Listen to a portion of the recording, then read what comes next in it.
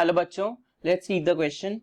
So the question says, since the dawn of civilization, there have been attempts to classify living organisms, but it was done instinctively, not using scientific criteria. It was based on the use of organisms for human welfare. Aristotle was the first to use scientific basis for classification. So question is, Copeland placed fungi under which kingdom? A. Monera, B. Protista, C. Plantae, or D. Animalia. So to solve this concept, we should know about the key concept, that is four kingdom classification. हमें four kingdom classification के बारे में पता होना चाहिए. Okay, four kingdom classification. So four kingdom classification किसने दिया था? Four kingdom classification was proposed by Copeland. Copeland ने क्या दिया था? Four kingdom classification. Four kingdom classification was given by Copeland. In which year?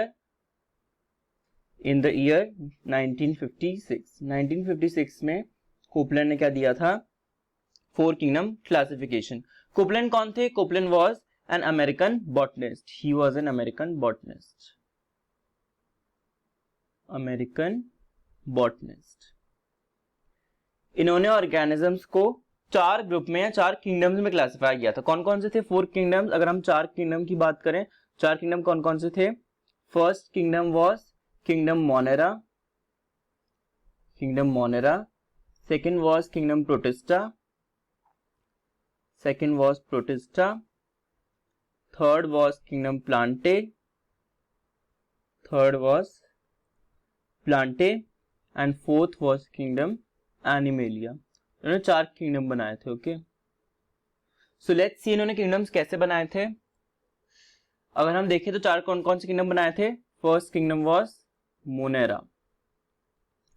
Monera में इन्होंने उन ऑर्गेनिजम्स को प्लेस किया था जो प्रोकैरियोटिक थे. प्रोकैरियोटिक ऑर्गेनिजम्स को उन्होंने प्लेस किया था मोनेरा में.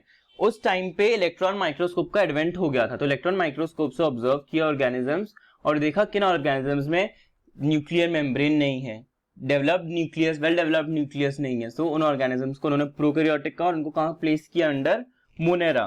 और उन्होंने बैक्टीरिया, ब्लू ग्रीन एल्गी को भी किसके अंडर प्लेस किया? Monera. He also included, Monera included blue green algae, blue green algae and bacteria. Year 1966 में इन्होंने ब्लू ग्रीन एल्गी और बैक्टीरिया को भी मोनेरा किंगडम में प्लेस किया because they were prokaryotic. Next जो किंगडम्स थे, protista, Plantae and animalia, they were eukaryotic organisms. Second kingdom was protista, Plantae and Animalia. Animalia, they were all eukaryotic. इसमें कैसे organisms डाले? इनमें जो ऑर्गेनिजम्स डाले they were eukaryotic. Eukaryotic. Protista में जो उन्होंने प्लेस किया ऑर्गेनिजम्स, प्रोटिस्टा में जो ऑर्गेनिजम्स है they were primitive